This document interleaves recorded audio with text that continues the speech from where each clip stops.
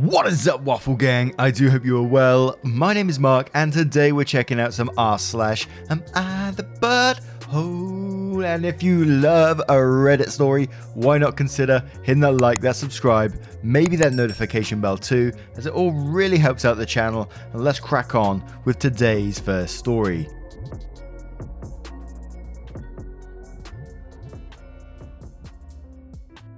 And this was a request on Twitter. It's a story we covered a little while back that had an update that I must have missed somehow. But someone's told me about it. And it's from RightJack77. We'll read the original story. Feel free to use the timestamps if you want to skip it to the update. And it's titled, Am I the Arsehole for telling my sister to stop using the word family on me like it's supposed to mean something? As stated in a prior post, I was kicked out at 15 for being gay. From 15 to 35, I had no contact with my family. Over the years, they have somehow managed to work their way back into my life, only in a small capacity. My sister, who is younger than me, called earlier and asked what me and my husband were doing for Thanksgiving. I told her that it was just us and that we were going to have a nice dinner and probably watch TV for the night and go to bed early. She told me that she was having dinner and that we need to show up. I told her thank you, but this was the first set of holidays in 10 years that I didn't have to host, and I was planning on staying home and just putting on a fresh pair of pajamas after a shower and not going anywhere. She then asked about Christmas, and I told her the same thing. She then asked when it would be a good time to get together.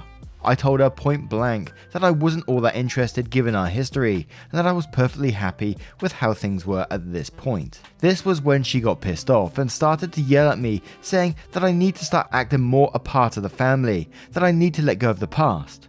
She told me that we as family need to try to bridge the gap and move forward in a positive way. I told her no, we don't. We hardly know each other. We are very much strangers. I also told her she needs to stop throwing the word family around like it's supposed to mean something to me.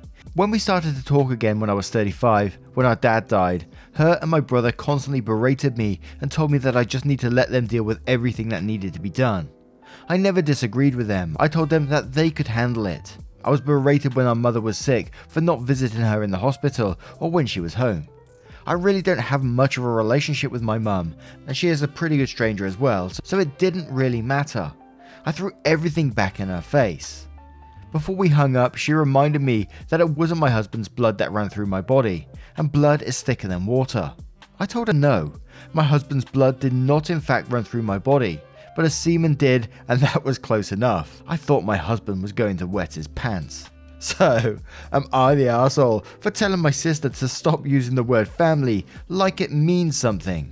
And there is a pretty lengthy edit and an update that follows after, but so we cover the edit first, which says, Good morning everyone. I hope that you're having a great day. First I wanted to say thank you for all the responses, awards and everything else in between. This has been completely insane. I never thought this would go so far. I've tried to read every single response, but there are so many that it will take hours to get through them all. I wanted to do this edit to fill in some blanks, so to speak. When I was kicked out, I was 15 and my sister was 8, so she did not have anything to do with what happened. But she had every opportunity to find me after a certain point. When she was 16 and had her own car, she could have come and found me. When she was 18 on her own, she could have come to find me. She never did. When her dad died, it was a friend of mine who talked me into going so that I could maybe find some kind of peace with what happened all those years ago. She and another friend went with. My husband, boyfriend at the time, had to work and couldn't get time off. Initially I was greeted with surprise and thank you for coming, but then with hostility from my sister and brother. If they for a minute thought I was out to get something from them or our dad's estate, they were wrong. I wanted nothing. And to this day, I still don't. My siblings have always told me what my place in the family is, which is basically I'm window dressing. I've been told that I have no business in knowing about the family's finances, family affairs or anything. I think that they are afraid that I could potentially take something that they want or are supposed to get. A couple of weeks ago, my mum asked me to read over some financial paperwork that she didn't understand. Reluctantly I agreed, but once my sister found out, she screamed at me for putting my nose in areas that I don't belong. I told my mum not to ask me for anything again because I will not be involved. I have been asked a few times why I do keep in contact with them. The answer is because it's my way of keeping ahead of them. I do not voluntarily make contact with them. I have no reason to. I keep my Facebook locked down to the point that I don't show my city, my job, my phone number, nothing. but I can see all of their stuff. This works because they post a lot, and if I see they are having problems with what the case may be, then I can work to make sure that if they ask something I cannot answer or just ignore them altogether. Plus it does give an open avenue for communication in the event of a major emergency. Plus maybe I still hold on to hope that they will maybe at some time they will actually apologise, but I don't see that ever being the case. I've been asked if my mum has ever apologised. No, she has not, and she never will. She is from a generation where parents don't apologise to their kids, because that would mean they did something wrong. She's from a generation where kids were to be seen and not heard. I guess it comes down to this. My family has formed this dynamic that I will never be a part or want to be a part of, and I'm okay with that. I was not asked to come to Thanksgiving or Christmas. I was told I will be there. Why? I don't know. And when I declined twice, things got ugly. Thank you for all your replies and support.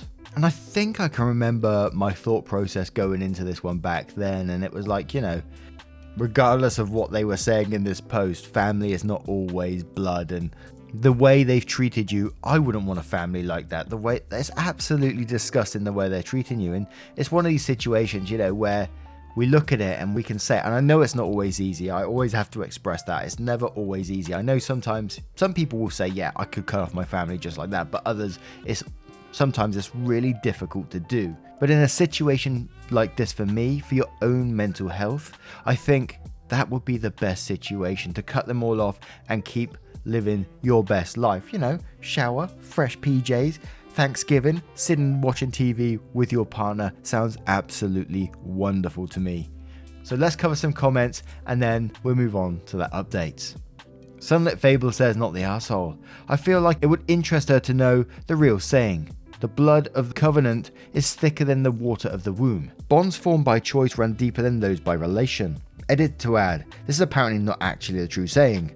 My apologies for misinformation. So what is the real saying? Deleted user says, not the arsehole. The last paragraph made me burst out laughing. No, you're not the arsehole. She lost the ability to call you family when she abandoned you with the rest of them. Adilla Bean says, not the arsehole. I hate when people use family to manipulate people into doing what they want. Family means nothing without the actions to back it up. Kicking a kid out at 15 is pretty unforgivable if you ask me. So you owe them literally nothing. Well done for standing up for yourself, and I'm howling at your final line. So good. Rennie Crin says, not the arsehole. I'm crying at your parting shot to her. You're totally within your rights to tell these strangers to step off. WH0D says, not the arsehole. I'll say semen is thicker than blood.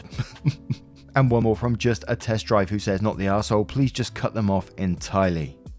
And with that, we're going to move on to the update to see what that says. So update. We had such a great day, just C and I. We had steaks on the grill, baked potatoes, steamed veggies, and a from scratch pumpkin cheesecake. Tuesday and Wednesday, my mum and sister were tag teaming my messenger all day, and until I reached my limit and finally answered my sister. She told me when they were planning on eating and that I needed to arrive earlier. I told her point blank that I was not coming to dinner. Out of my own curiosity, I felt something was wrong, and I asked her why it was so important for me to come. They had been telling some of my family members that I was going to be at dinner and everything was okay and I was part of the family again. This is important because many people from both my mum and dad's family have had nothing to do with me, but never completely approved of what my parents did to me. This was my breaking point. This put me over the edge and I told them I was not going to cover for them, and this was the end of it all. It was their fault for creating the issue and they will need to deal with it on their own. I told her I was done and that to never contact me again. I ended the call and immediately blocked all communication. The level of anger that I have towards them is to a point that I can't even describe it, but at the same time I feel relief that they gave me a reason to terminate all communication with them. They are completely on their own. True to form, on Thanksgiving Day, C and I took showers, and I put on clean pajamas and watched movies all day, and then ate dinner, and then back in front of the TV. Before I end this, I want to thank all of you for the support and encouragement and kind words. Here's to a great holiday season.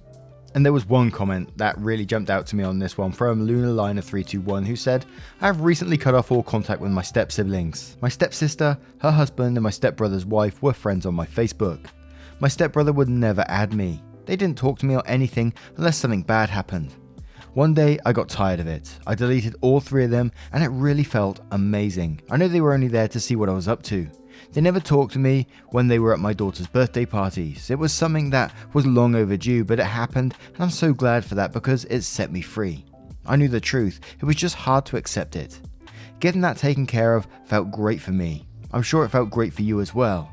Family isn't just people who have the same blood as you. I'm glad you and C had a great Thanksgiving. Hope you both have a great Christmas as well.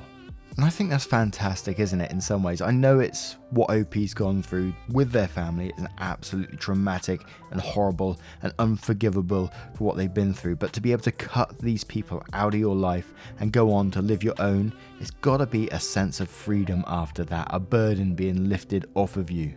But I'm sure some other people in our comment section, I've heard some of you before, have been through similar experiences. What are your thoughts on this story? What are your thoughts on the update? Let us know in the comments below, and we'll move on to another story. And our next story comes from Gurgit12345, titled, "Am I the arsehole? I didn't tell my wife I was taking a day off. My 28 male wife, 24 female, always ruins my day off work by giving me some errands that she doesn't want to do. For example, go to the next city to return something to her friend, pick up someone from the airport, babysit one of her friend's kids, take her brother's dog to the vet, etc. This week she wanted me to go and pick up some stuff from her mum's home, which is 2 towns away, on my day off. I've tried telling her I wanted my day off to myself, but she says it's very important to her and I shouldn't behave like a selfish jerk. So I took a day off today and didn't tell her. I first went to a game of soccer with my friends, then went to a sports bar, had drinks, played poker, and had an amazing lunch with them. After that I went to the beach and spent a few hours there. Then I had an early dinner and brought takeout for my wife as well. When my wife came home, she asked me how was my day at work and how I happened to be in such a good mood, even after a 12-hour shift. I told her the truth and she was super mad. She said I shouldn't have lied to her. I told her that I've tried explaining many times that I don't like being an errand boy for her and that she never understands. She said that still doesn't excuse my lie and went to bed without dinner. Am I the arsehole? Now this one's not the arsehole from me. I could have maybe understood if the wife was asking, to go and do some household stuff. That would have benefited you both. But the fact that she's basically renting you out to go and, babysit friends' kids, taking brother's dog to the vet, picking someone up from the airport, hell no, I wouldn't be doing that shit either. And the first half of the story I was like, well, you not really explaining to her that you don't like it, but then the last paragraph said, you've tried explaining many times, so it just cements the not the arsehole at all. But White Wallpaper 76 says not the arsehole. It's fair that you would run errands for you and your wife's benefit, like grocery shopping or taking your dog to the vet. But it's not your responsibility to run errands that are really for her friends, her family and randoms. Sure, if you don't mind, that's helpful, but you shouldn't be volunteered to babysit her friends' kids or other bullshit. Angsty YT says not the arsehole. You're her husband, not her servant. If she really needs it done, then maybe she should just do it herself. You shouldn't have to take your day off, which is meant for you to enjoy, just to run errands for her. Your wife is honestly a walking red flag. If anything else, she's the arsehole, not you. Conscious Card says, so, how does your wife spend her days off? Does she get an entire day to relax, or is her day spent running errands? OP replies to that one saying she usually goes to spend time with her mum or with her friends on a camping trip or something. She doesn't run any errands on her day off. 4 says not the arsehole. Your wife doesn't get to dictate what you do with your time. Your days off are yours to do with what you will, and clearly you needed some rest and relaxation. Marriage is a partnership. Chores, etc. should be shared, but in the normal working week, not when you take some time off for yourself. And one more from Filka Dave who says everyone sucks here. Your wife needs to learn that you need downtime and that she can't claim all your free time. You need to learn to be open with her and need to learn to say no and make it stick. Now, what do you guys make of this story? What would you do if you found yourself in a similar situation? Let us know your thoughts in the comments below and we'll move on to the next story. And our next story comes from Love My Car 66, titled, Am I the arsehole for buying a property where the house burned down, leaving a small mother-in-law suite and not rebuilding a house there? My neighbours think so. I was looking to buy a place, but I wanted something very small, since I'd be living alone and I don't want a lot to clean. I found something pretty unique, a lot which had a house that burned down and was demolished. Everything was taken out so the land could be built on. But there was a garage still standing with a 1-bedroom mother-in-law suite above it. Just a bedroom, bathroom and a little kitchen. This was surrounded by a half acre of mostly forest. I didn't know what to think at first, till I went and toured it. I loved it. The 3-car garage would give me space to work on my car and bikes. The suite upstairs was bigger than any apartment I had and would be all my own to customize in a way I never could with an apartment. And the price was super low, unbelievably low for the area. I was able to pay a 50% down payment and I own it in full on 5 years. I checked with the local regulations and it would be legal for me to live in the mother-in-law suite on the property. Anyway, long story short, I closed on the house and moved in. I was really happy with the place. It was just the right amount of space for me, roomy without being a pain to clean. The outdoor space is great for my dogs and hosting barbecues with my friends. So on to the trouble. A couple of neighbours made comments about being glad someone moved in to fix the place, which was an eyesore on their street. But a while later my neighbours started asking when I'd start building, and I realised they thought I was living in the mother-in-law suite and planning on building a main house. I said I wasn't planning on it yet, I don't need a lot of space yet. My neighbours got upset I was bringing down the property value by leaving the lot a vacant lot and living in an old garage, not mentioning that garage was new and a whole residence. I said I wasn't trying to bring it down, I'd keep it nice, but I didn't have house building kind of money. They said that just by keeping it as it was, I was bringing it down, since its value was maybe 1/6 of the other home's value. I got frustrated and I said I wasn't the one that burned the house down, maybe blame whoever did that. I just got a place as is. The neighbours got upset with me saying that because they had been close with the previous neighbours and the fire had been a tragic accident. I said sorry I didn't know, but honestly they couldn't put their expectations on me after I bought a place not knowing any of that. I just bought a place wanting to get something I could afford. How could I expect to suddenly be expected to spend 6 times as much? The neighbours said that if I was buying a demolished building land, there is an expectation that I rebuild.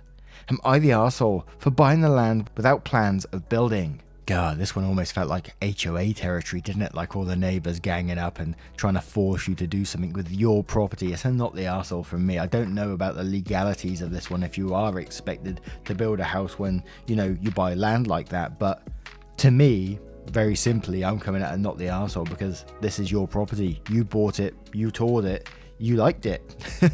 You're not expected to do anything in my opinion. If you're enjoying yourself, you crack on, my friend. But Pocoff says, not the arsehole, this isn't about property values. It's about micromanaging neighbours who want to tell you what you can do with your own property. As long as you don't have a bunch of rusting cars or cooking meth, they can all go pound sand. We got a pound sand. We just need to kick rocks. And LK Winchester says, not the arsehole. In this market, you get what you can and go from there. Your neighbours are arseholes. The first money you invest could be a really nice fence. The dissenting gopher says, if you have the legal right to occupy the dwelling on the land and you obey all laws relating to the use of the land and dwelling, then that should be the end of story. It sounds to me that you have scored yourself a total bargain. Owning instead of renting and being clear of your loan within 5 years makes your purchase sound like a very savvy investment. Well done, you lucky bastard. No offense intended. As for your neighbours, you don't even owe them an explanation. You are hardly responsible for satisfying their expectations. If raising the price on their own homes is so important to them, tell them they are welcome to build a house for you. If you really want to piss the neighbours off, tell them you are thinking of bringing in a couple of trailers for your extended family. Then sit back and watch the fun. Not the arsehole. Enjoy your home and congrats on a fantastic score. May says, not the arsehole. They're just mad because their house values are worse now. Basically, your needs don't matter, you're just negatively affecting them. The house value in no way affects you.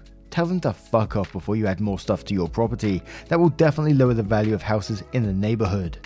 Wild War Turtle says, you're 100% not the arsehole. Edit missed a line about the house already being demolished. Realtor here, their property values aren't going to be hurt so badly, they need to act like this. Ignore them, OP.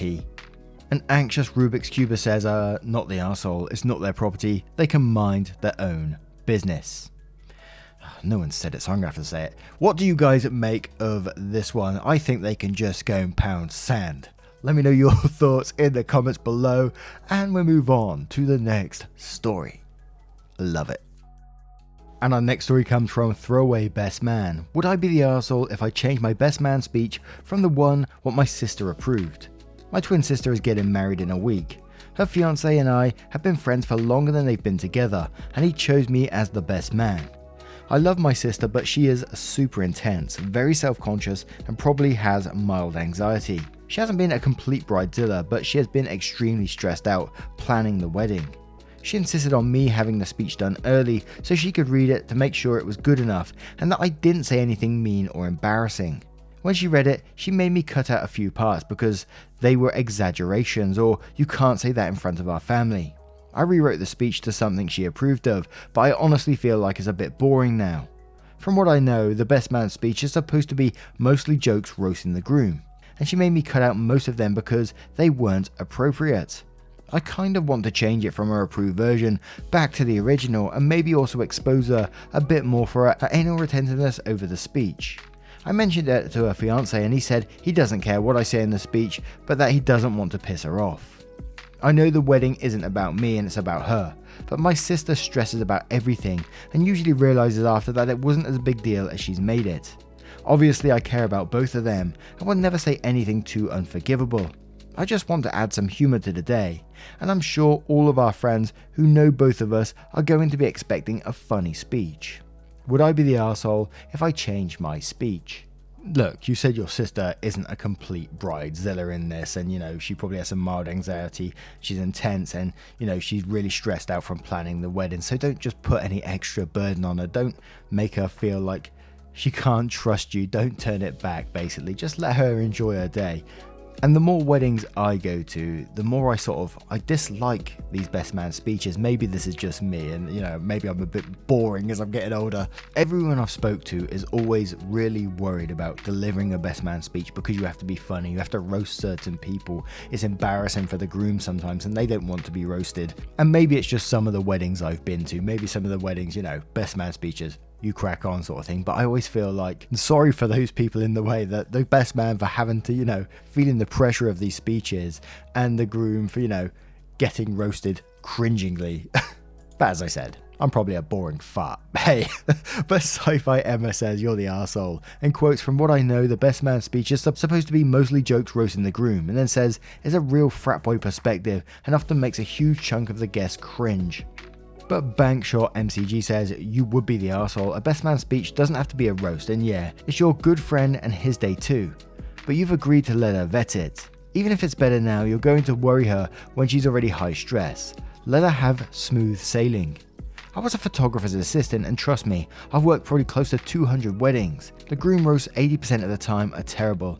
It's just the groom's meathead friend Spab from college threatening to reveal details of their trip to Tijuana. Just tell them both why you love them and why they're lucky to have each other. If you can make a joke in there, go to it, but nobody's bored by genuine expressions of affection from the person who connects these two. You don't want to be remembered as the arsehole who insulted the bride on her wedding day. Spab. Pogue says you're the arsehole. This is a speech honouring your sister and her new husband. This is not a stand-up comedy routine.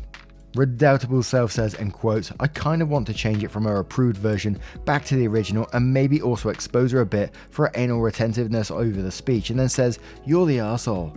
Don't make her the butt of your jokes at her wedding. She wants to feel loved and cared about, even if she does have a habit of being oversensitive or thinking things are a bigger deal than what they are. Her wedding is not the time to call it out. Ellie Vatisa says, you're the arsehole. Nobody cares what you want. This isn't your day.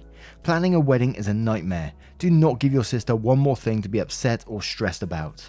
Now, what do you guys make of this story?